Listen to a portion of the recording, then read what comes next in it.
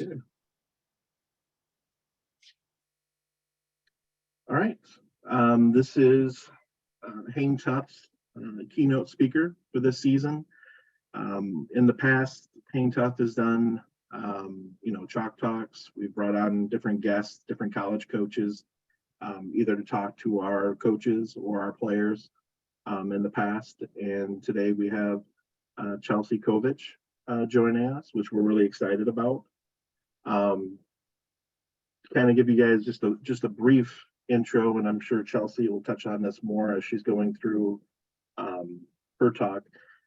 Chelsea was a very highly recruited talent out of high school, and Gatorade Player of the Year, Nike Player of the Year, and then there's some aspects of that with some of the testing and criteria that they do for point systems for evaluations. She scored the highest in the country. Went on to play at Baylor University and then the Pennsylvania Rebellion for Pro Bowl. And beyond that, Chelsea's been a successful businesswoman. She owns a couple different businesses. But I think what's really admirable about Chelsea, and when I kind of ran across her on social media, is the Chelsea Kovich Foundation.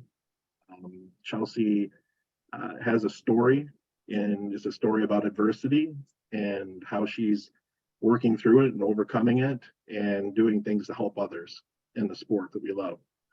I definitely think it's important for all of our players to understand, and we talk about mental health awareness. At least we try to talk about it as frequently as possible, and which probably isn't even enough. We try to bring that topic up frequently because every player deals with it. I think every person that's out there has some form of mental health challenges, and it's been really evident since COVID has hit. A lot of players have struggled. A lot of kids quit playing sports. It's affected adults with anxiety and depression as well. It's something that's real and it's out there, and I think there's a negative stigma associated with it. And we just want to make sure that all of our players have a support system and a network, and just to understand what they can do, to look for help, and that there's nothing wrong with them because they're asking for help. So, and I'm going to go ahead and turn it over to Chelsea, and I think it's a great topic, and looking forward to hearing from you, Chelsea. Okay, great. I'm guessing my video is on, and I can't see myself, but so my name is Chelsea Kovich. I just turned 30. I'm a new mom, and I've been in the softball world my entire life since about 7. I got a little late start. But throughout my journey playing softball, I had a pretty above average career. I started off when I first started playing softball, and I think this is an important part of the story, is people say otherwise, but my opinion matters to me the most. I wasn't very good when I first started. And I like to share this story because becoming great can happen at any time. And for me, teaching girls about motivation is the most important part to the topic that I want to talk about today, and that's confidence. So in order for that confidence to come in, we have to be able to be motivated by something. And for me, motivation that I like to share with girls is motivation, no matter how silly it may be. And for myself, as a young girl, I was motivated by another player on my team, and it was very silly, but it makes for a fun story. But she was the coach's daughter, and she did everything right. She picked up more balls than us. She picked up the equipment faster than all of us. She hustled more than us. She did everything, and I always make the joke, and everything was always about this girl. And I got tired of having those pep talks at the end of games and always hearing that specific girl's name, that she did this, she did that. And for me, my motivation became wanting to be that girl that my coach constantly talked about. And so I went on a mission, and luckily, this is a good story for anybody. You can do anything in this life, no matter what aspect of life your journey may take you, if you work hard. And so I told my mom that I wanted to get serious about playing, and she said, I'll give you the tools. And so I have to owe all my success to my mother, because without her giving me the resources and the tools, even life after softball, I wouldn't be in this situation I'm in now. But I told her, I said, I'm going to do this. And so I started hitting every single day. And once you start hitting every day, you start working on the other important part of the game besides the physical, which is the mental part. So I began working on that aspect very early, because what happens when you get to an older part in your career, what differentiates players from being excellent and good is going to be that mental aspect. So I'm glad I hit on this right now. So I started practicing every day, and then I just kind of I started liking the results, and I just wanted to buy in more and more. And then I started making it a 2-a-day thing. And I started about 7th grade. My mom bought me a light to go in the backyard, and I would hit before school. So it was dark outside, so I needed the light. And I would hit after I got home from practice, and it was dark again. So I like to bring that up because sometimes we get caught up in thinking that practicing with our team, practicing at lessons is where we get better, and it's not. The time you get better, and this is not just a softball lesson, this is a life lesson. You get the time you get great and you achieve excellence is when nobody's watching. It was at 6 o'clock in the morning. It was at 6 o'clock in the morning, by myself, with my bat, my tee, and late at night, when I got home from all my practicing. So I started to achieve success, and then my coach started mentioning my name and my name and my name, and I liked how that felt. So I just kept going, and that forwarded me into my collegiate career. And I was one of the #1 recruits in the country. I could have picked any program in the country that I wanted to go to. I had an offer from just about everywhere. But I decided to go to the school I wanted to go to because of my background and my family. I am a Christian woman, and I chose to go to that program because of my religious beliefs. And when you get to the recruiting process, you'll see that everybody has their own way to go. And when you get on campus to these schools, and this will just be some advice, when you get on campus at schools, and you'll say, how do I decide this? How do I decide this? Your gut will just tell you. Your gut will just tell you that you're in the right place. And that's what my gut told me. And I was narrowing it down from Oklahoma State, Arizona, and Baylor. And I ended up choosing Baylor. And it was a dream come true. I committed very early. For a long time, we thought I was going to be the only commit there in my class. But we ended up grabbing some girls later on. So being committed so early as a freshman, it has a lot of things that you got to navigate to. But it was fun. It was great. I think it was the greatest gift I can ever give my mom, to show that I appreciated all the hard work she did, because it takes a village to raise a child, and it takes more than a village to raise an athlete. And it's being mindful of realizing that your parents are there to help you get to the next level. and give you the tools and resources. So we have to appreciate that. And the best way to pay it back is to excel at what you're doing. So I'm not going to go too much into my story, as some may like to hear, but I had a rough time. And my father passed away when I was a freshman in high school, and me and my father didn't have a really good relationship. And when his death, the news of his death hit me, I had a game the same day, went and played my game, kept on going. And grief hits you at different times, and when grief hits you, grief hits you. So for me, some things happened while I was in college for that grief to finally hit me, and man, it knocked me hard, and I finally started to grieve.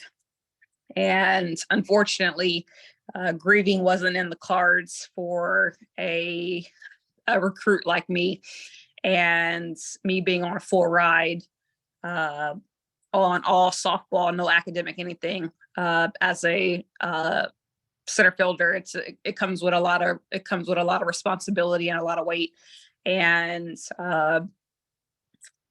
being the new kid on the block and having to navigate playing Power 5 and navigate grief, those two start to hit heads. And I didn't handle it the way that I needed to handle it, because I was just trying to heal Chelsea, and everyone around me was trying to heal the athlete. And it didn't work, because yes, we can sit there and say we're tough and we can do things alone, but as a young woman, for anybody, as a young adult, it's still like that child. It takes a village, and we still need that village in college. So while everybody was trying to push the athlete Chelsea, the healing Chelsea was hurting. So I was dealing with the grief of losing my father and finally understanding the loss. I was hitting a new routine. When you play Power 5, and for those who don't know, Power 5 conference are the 5 major conferences in the NCAA. And at the time, the Big 12 was the leader in softball. That was another reason why I want to be in that. But it was hard, waking up 6 a.m. workouts, your schedule's stacked every single day. You just repeat. And I was okay with the repeat because I was used to it, but I wasn't okay with the repeat with life. I was in routine, going in a routine with my career. It's a career, being an athlete is a career. I was in routine with that, but I've never in my life really had life hit me, and it stumbled real fast. And I was seeing some success playing, and then you get to the other aspect that's not talked about a lot in sports, and not just in sports, but being young, being in college, your teammates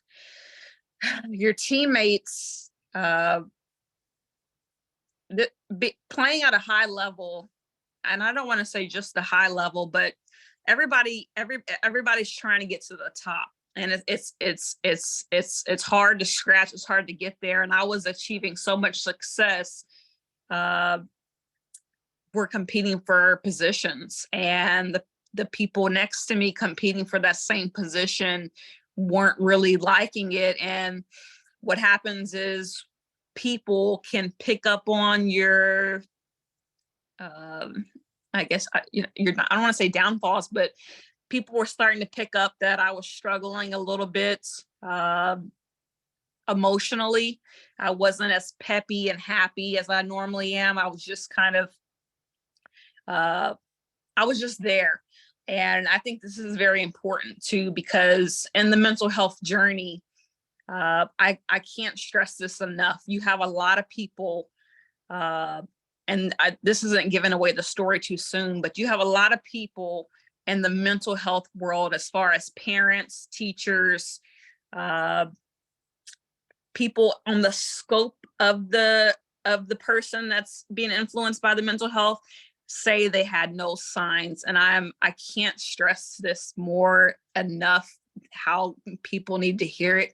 There are always signs. And that's the biggest misconception.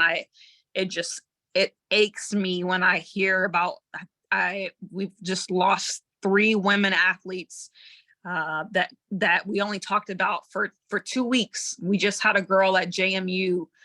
She was in the College World Series. I don't know if it was 1 year or 2 years ago, because now I have a baby in my mind. I can't remember what I did yesterday, but we just lost a girl at JMU to suicide. And we talked about her for, I don't know, 2 weeks, maybe a month. And some people said some things about the program stepping away. They took the season off, and then what we do is we make Facebook posts. What we do is say, talk to someone, talk to someone, talk to someone, talk to someone. And this is coming from someone who wanted to talk to somebody. There are signs. And like I told you, I was happy, happy, happy. And that sign was, because there was so much so a sign that when I introduced the bullying that happened to me, you'll see the sign. And so another thing that's important before I continue on with this conversation, in my previous public video that I did, I left the university out of it. I left the program out of it. My story, my calling, what God has what God has tested me with, what God has trialed me with, what God has sat me here today. Vengeance is mine, declared the Lord. Vengeance is not mine. Vengeance is not mine. I'm not trying to harm a program. I'm trying to shed light on something that needs to be shed light on. Because this can happen anywhere. This was nobody's fault. This is not to rain down, because when I went public with my story, instantly all the stuff on Google started disappearing, and it hurt me even more because my mom did not want me to share my story. And I didn't understand why. I was like, Mom, God is just calling at me. God is calling at me to save someone's life. I can save someone's life with my story. And she's like, Chelsea, once you put this out there, you'll never be able to take it back. And you just have to trust me. And I was like, no, Mom, you don't know. You don't know. I have to share this. And then when I shared it, all my credentials, everything just disappeared. So I just hope with me sharing what I'm sharing, this is an opportunity to educate your loved ones and your daughters, not to try to hurt. It's just, this is education. This is not, this can happen anywhere, any level of play. Doesn't matter what Division I, Division II, NAIA, JUCO, this can happen anywhere, and it doesn't have to happen in sports. But so that happy Chelsea, that was happy-go-lucky, kind of turned into just a roll with the flow Chelsea. I wasn't really showing anything to say that, man, she's sad Chelsea, but clearly I was showing something to start getting bullied by my teammates. And the bullying got so bad because of, I don't want to say the rivalry, but the tension and the competition of trying to get the spot and trying to play, but not only trying to start, but keep your spot. It just creates an environment that is, if it's not healthy, it just can become so toxic. And we were a College World Series team. We accomplished a lot of things, but that chemistry and me owning my organization, I can't stress that team chemistry enough. That chemistry has to be made, and you don't necessarily have to teach. You're going to love each other, but you have to have a certain respect of each other, because my bullying got so bad that one of my teammates wrote me a note in my locker and told me just to get it over with. And that's why that talk that I had at the beginning that says there are signs, if there were no signs, I would have never gotten that note if there wasn't signs.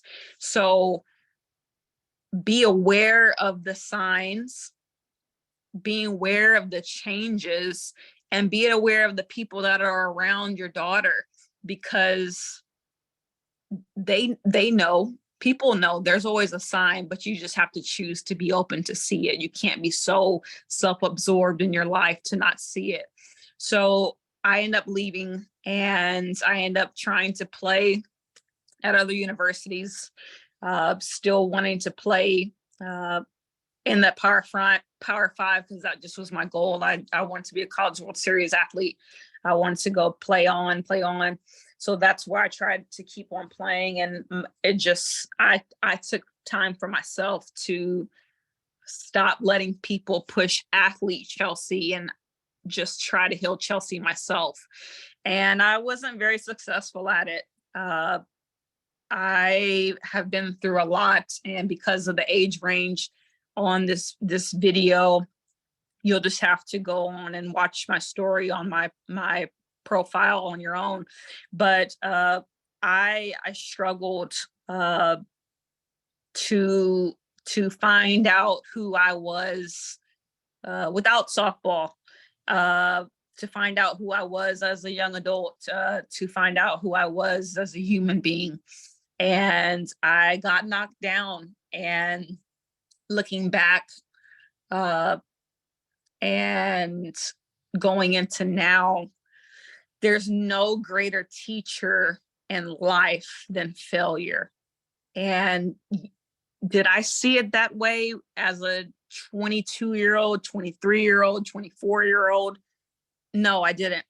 But when I got to 25 in my mental health journey, that's when stuff started to click.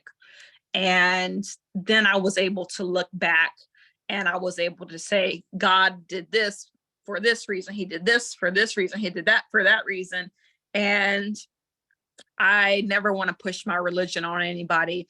But what you have to understand is that failure and hitting rock bottom and looking for someone to pick you up is important to feel in a lifetime, because it teaches you the confidence aspect that I want to talk about today. Is we're always looking for validation in people, as was I, even in my teammates and my coaches and the people around me. I was searching and searching and searching.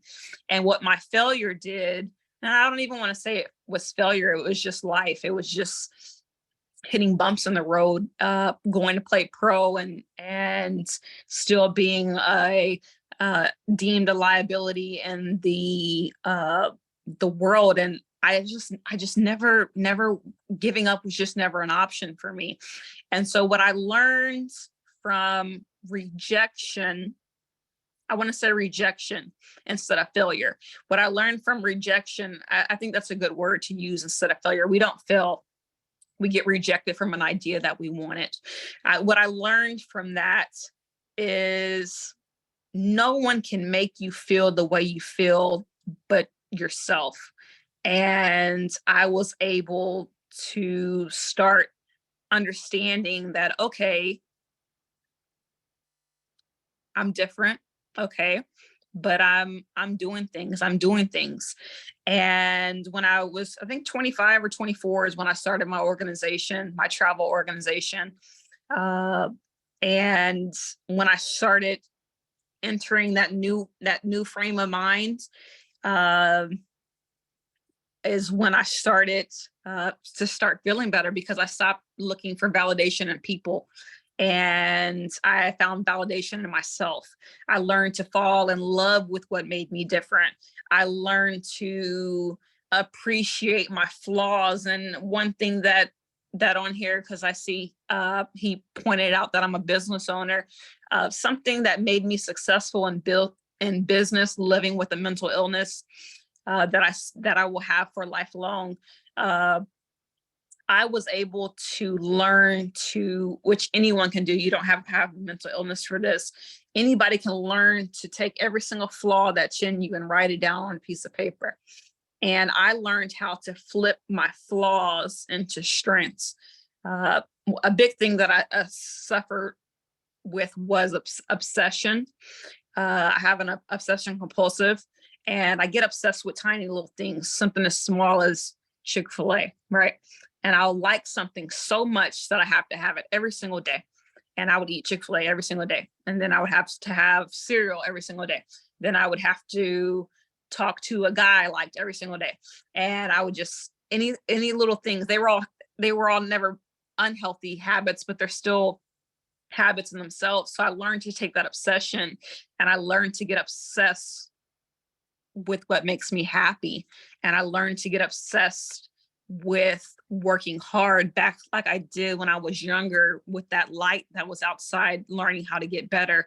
I learned how to turn that athlete into a businesswoman and learned how to turn those mental illness flaws into business strengths, because I was able to work at a different state of mind, because I've already been to a place that no one could get me out of but myself and what I believe in. And that's what's helped me continue to grow and grow and grow. But you're going to get knocked down. You're going to get knocked down. But something that I like to tell myself is you got to stop waiting for someone to come save you. You have to want to save yourself. And I think the more you can fall in love with yourself and what makes you different and what makes you unique is the validation that you've been searching for. And it can be even as young girls. We want friends. We look for validation in the girls around us. We look validation in the people we date. We look for validation in our parents. We look for validation in all these people. And as they let me down, I was hurt, and I was able to learn that I didn't need it. And I spent a couple years just by myself, and those were the years I was the most happiest. And I was always afraid of being alone. And when you learn how to walk alone is when you start learning how to truly walk. And the biggest thing that I just want to encourage you, say that failure that you feel, that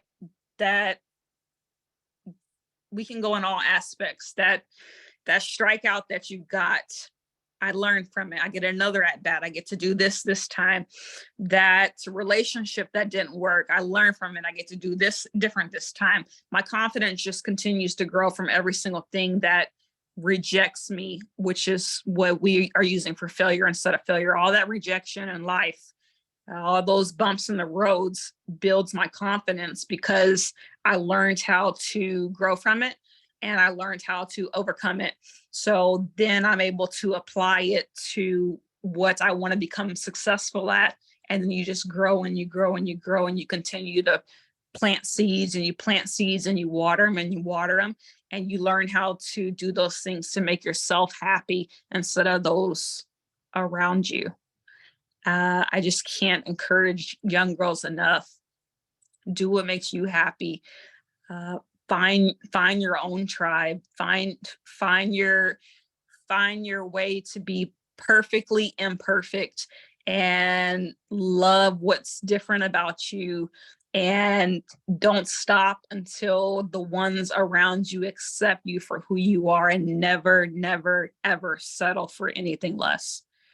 Uh, I kind of feel like I rambled for a little bit, but if you want to pitch in and ask me a question, or if there's something that I didn't touch a lot on, feel free to ask me as we continue on this conversation. But I just want to open it up to see if there's something that's specific that I can put a little bit more detail onto uh, that I may have missed. No, we really appreciate you sharing, obviously, your experience and what you've, the adversity that you faced and where you've come out. I think it's really great that you talked about, Chelsea, the person versus the athlete. That is something that, I've heard over and over again at either NFCA conferences or from college coaches.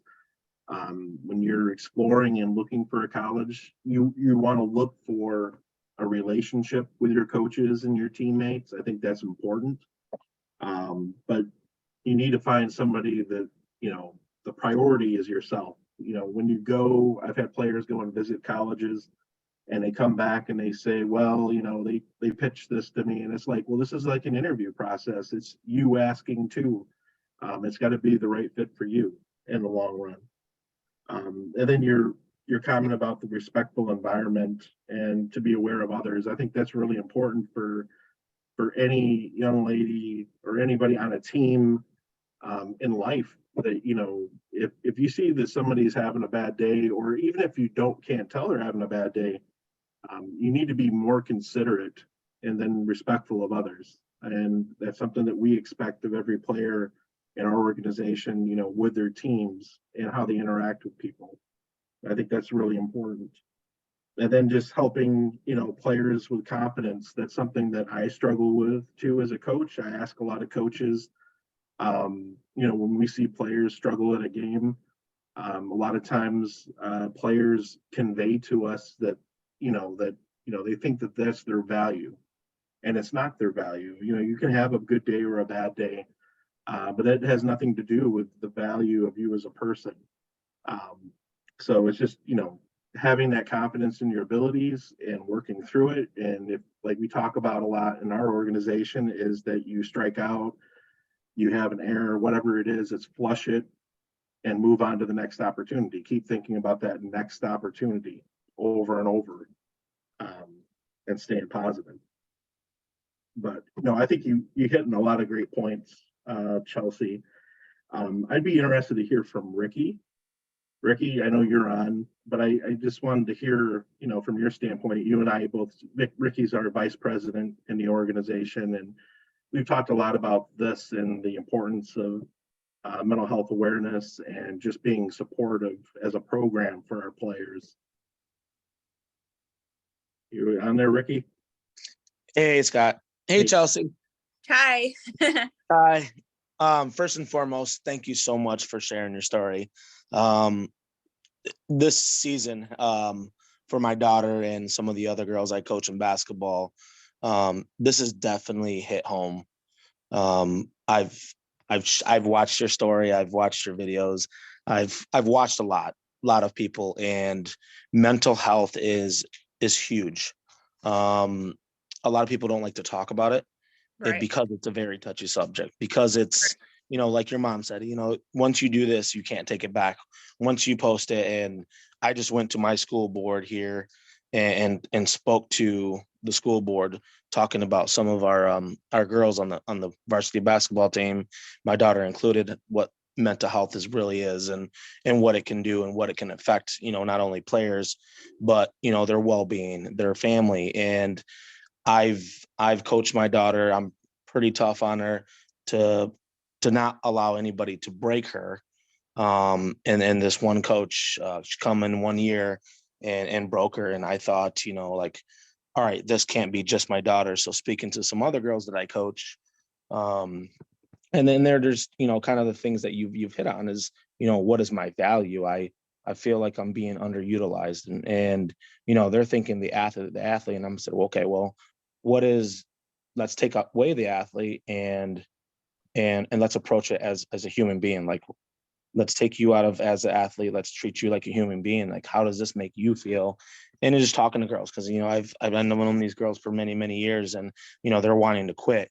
You can see them going from happy and loving the game to wanting to quit and not being around their friends, not going to school functions. So those were the signs that I picked up on, and you've hit on it perfectly well. And seeing those signs, and then me stepping in and saying, hey, talk to your daughter. I know there's some things. She's like, oh, well, she doesn't really want to talk about it. So I understand. I said, but there's that time, not necessarily to force them to talk about it, but, you know, make that conversation comfortable so they're comfortable talking about it. Keep on bringing Yeah, it up. I think the biggest thing with that too is if they're in a situation where they don't want to talk about it, because it can be hard to talk to a parent, find someone who they can talk about it to. I think as an instructor, I do lessons. I've been doing lessons since high school, and I get a lot of my lesson kids that love to tell me about their day.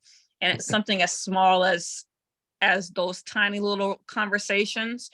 So if your daughter is in a situation where she just won't talk to you, it's your responsibility as a parent to put someone in their life that they can have those little bitty conversations with, because you never know, that little bitty conversation can turn into a really big thing. And you just need to give them as many outlets, and it doesn't have to be something as forward as a therapist, but just someone that you trust, that can be a positive influence in their life, and just being like, here, you can do this, just giving them different opportunities to be able to talk to someone. Because the biggest thing in mental health is we feel like nobody cares. That's a big thing. So being able to introduce one person that is kind of like an outsider that you can see on a consistent basis can be the most healthiest thing for a young girl, to be able to have someone that they can look up to, that if something did happen, that they can be able to confide to. If you feel that your daughter wouldn't be able to confide something so serious to you, because it's the reality for a lot of people. A lot of people are scared of parents' expectations. I know that was a big thing for me and my mom's relationship. Whenever it got to continue play softball or work on Chelsea, she was doing her best. She just wanted me to succeed and succeed and succeed. And what I needed was I needed someone to worry about Chelsea and not the athlete Chelsea. That's why I bring that up. So yes, we want to push them and push them and push them, but we have to be able to know when the pushing needs to stop and when the parenting needs to come in. Yeah, and that's perfectly well said. And that's kind of, I've taken this year, I've taken a step back as, you know, hey, let's go out and shoot, and let's go out and do this, let's go out. And I've had to switch those gears to when coaching comes on and then when dad comes on. So, you know, and I think I've been a liaison for a lot of these girl athletes, and I'm always popping in, always checking on, you know, teachers and the girls. Like you said, you know, they always come in and say, hey, coach, can I talk to you real quick? Hey, can I talk to you real? And you know, and it's brief. Sometimes it's brief, but sometimes it's, you know, half hour, and they just want to get things off their chest. And they're like, oh, I needed this. So, I mean, I would hope that more girls feel comfortable to talk about this, knowing that, you know, knowing that this is now a bigger issue and it's not them being alone.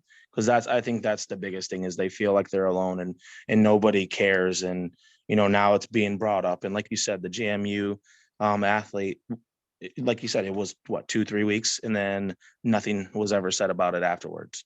And Right. it should have been nationally news. And why did this happen?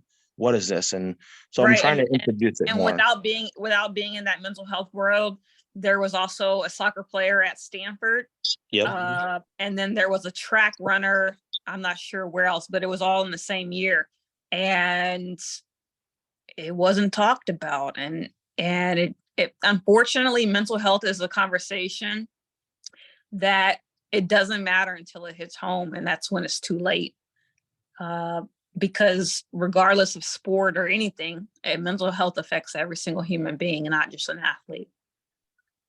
Yes, and I can't agree with you. My sister was affected, and and still is affected, but gladly as she's around. But her and I have conversations, and she's like, just don't be like mom and dad, and keep on pushing and pushing and pushing, because I've dealt with this, so that's why it's kind of a touchy subject with me. And I love listening to your story and others, to make me a better person, a better coach, a better friend, a better dad, a better human all A around. better So, human. Yeah.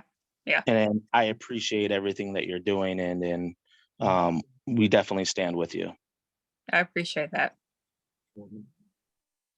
Yeah, I think it's like Ricky was mentioning. I think it's really important to, at least for myself, I had a player when I coached 12U ball, and it was my first year coaching travel ball, and she was my catcher and very bubbly, great personality. You never know it, but she was struggling at home, and she did attempt suicide during our season. And I worked with the family, and it really shocked me that I guess, I just wasn't a good listener. I wasn't looking, and listening to the girls as well as I could have. And I think it's important that all of our coaches, and we try to talk about this in our coaches meetings too, as well as with our players, um, to have that safe environment that people can feel comfortable, talking to one another. If it's not to a coach, at least to another player, like what you guys are referencing. So I think it's a, great.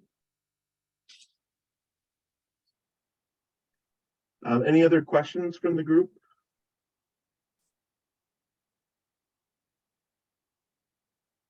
I think, let me see here. I know Chris usually has a question or two. And there he is. Hey, Chris, you want to pop on? So, so I actually don't have a question this time, but I just want to echo to some extent what Ricky said. I really appreciate your story and you being vulnerable enough to share, your everything you've gone through. I mean, there is such a stigma around mental health, and it's something that I think is slowly starting to kind of come around. But just to put yourself out there in those struggles, I think a lot of times you see like these athletes and these young men and women, and you think, hey, they've got it all. They get to, play the sport they love at a high level, and they get to travel around and, do all these great things. But at the end of the day, they're still humans, and they still, they still feel pain and emotion and hurt and sadness. And so your story just really, really resonates with me. Especially as a coach of 16-year girls. I mean, there is such a I don't even want to call it a difficult age, but such a unique time in their lives, as they come into being, these young women, and just trying to be there for them, and be that outlet, that vent sometimes, that person that they can come to and trust, and just be real with. And it just, I don't know. I found myself, as you kept talking, just like nodding to so much of what you said, like spot on. I love it. I mean, they always talk about it takes a village to raise a family, but there really is so much more to, even raising an athlete. And, we've certainly had our own struggles. So, your comment of, if you have a kid that won't talk to you, it's your responsibility to find someone for that, for your child to talk to. And that's just like that hits me, that hits me on my soul. I'll tell you that. So I just cannot say enough how appreciative I am that you've come on and that you're willing to put yourself out there and share your story. It's incredibly powerful. And I hope that it really, resonates with all the young ladies on the call tonight. I appreciate that, because like I said, this journey with sharing, like I said on my video that I made for, I guess, the world, because everybody saw it. That video was I always said, if I can save one person's life by sharing what I went through, and that video goes into more detail of some of the self-harm and that type of stuff, so you can start seeing the signs. Because I go into pretty good detail on how it started to digress and what to look out for. But since that video and the community and my mom's advice in my head, I tried to do that video very, very carefully, because it's just never who I've been to try to hurt someone or hurt something or hurt anything. Like, it's just not who I was. And I specifically, when I made that video, I didn't say what university I went to. When I go do speaking events across the country, I don't say what university I went to. So for me to lose all the things that I accomplished, for pictures, for me to kind of be erased from, that makes me emotional, for me to kind of be erased for trying to help someone else. It's very hurtful. So I appreciate you appreciating my vulnerability, because it definitely affected my business career as well. Because what you use as vulnerability to educate people on how to be able to better raise their kid, not raise their kids, that's a terrible way to say it, to be able to influence their kid. The community kind of took that and transformed it into using my illness that I was genetically going to develop, and calling me crazy. And as women, we get deemed crazy all the time by different things, but to be in a powerful position that I'm in the softball community, and being a travel ball head of an organization, you get this all the time. Oh, him over there, he's mean, he's hard on the girls, he's this, that. And it's always mean. But when we reference to myself, and now I'm being referenced as crazy, it's very hurtful, not just for me, but all the families and teams and kids that believed in me to be part of my program. It's hurtful that they have to suffer to hear such an ugly word be used about that. And so during my mental health journey, when I do campaigns, when I go do different speaking events, I deemed a lot of it, and I call it "Here's to the Crazy Ones." And I took that riff off a Apple campaign, because I was never very, I don't want to say I wasn't very good at school, but I made A's and B's. That's all I needed to do. That was my job. But I probably picked the worst subject to be good at, and it was history. And I just was always, history always just was interesting to me, because I took it as stories. And so when you look throughout history, the people that tried to change something in society, that tried to do something different, that was more unique than someone like your Picassos, your Albert Einsteins, your Martin Luther King, those people, your Abraham Lincoln. If you go back through history, those people were to their society deemed as crazy or an outcast, or they had different words for that. So I kind of took that riff for when I do my mental health campaign as "Here's to the Crazy Ones," because there was that quote that the people who are crazy enough to think that they can actually change the world are the actual ones that do. So I appreciate you appreciating me in short terms. For sure. And as a fellow history buff, there's nothing wrong with loving that side of it. Yeah. The other thing that I think is just so awesome is that you knew it would negatively impact you. I mean, your mom, even kind of warned you, like, hey, if you put it out there. But I would say, not to take away from your athletic accomplishments, but what you're doing now is so much more important and so much more impactful, on young athletes' lives, and, even young adults or at any age. I mean, I think this is so much more impactful to put yourself out there and to let people know that they're not alone, and that this, it is okay to, to struggle, but to talk to someone. And I think this will have such a greater impact, than anything any athlete for that matter could accomplish. So even knowing that would negatively impact you, I think it's. Hey, look, you got to come over to the house and get some dinner. You can meet my son, hang out with us. I like you. You gotta add me on Facebook. We gotta be best friends for life. I'll look you up. Yeah, it is incredibly brave what you're doing and very admirable. Can you talk to us a little bit about the Chelsea Kovich Foundation? Yeah. So basically, when I first shared the story, it went great. So many people reached out to me, and it just became a new calling that I've never felt before, that I've never been so passionate about. I never really felt too connected to softball. What I was connected with, what I still am connected with, was being successful and being great at something. I love being great at things.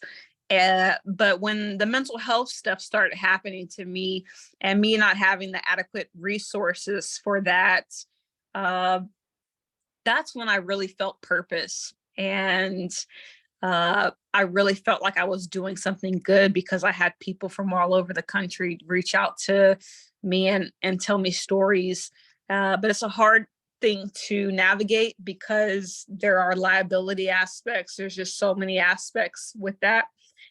So then I got certified to be a life coach, and I used that as a platform to do during the daytime before I begin the softball events in the evening. I just treat it like a conversation, and I just open myself up to different people to be there on a weekly basis, to be there on a monthly basis, and had a group of people offer to do the same thing. So that is a resource to anybody. You can look up the page, or you can just email me. My email is pretty easy. It's chelseakovich@yahoo.com. But I'm happy to explore those conversations for y'all, or give you advice on how to explore those conversations. Okay. Yeah, thank you very much. All right. We're getting down here close to 9 o'clock now, but I wanted to, just ask again. I know a lot of our girls are quite quiet when we get on our Zoom calls. But coaches or players, anyone else, or parents have any questions?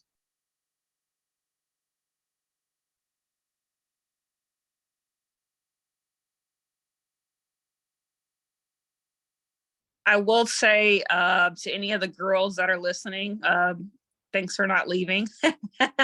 I know when my coach had opportunities like this, it's really hard to put yourself out there, but I know it can resonate with someone.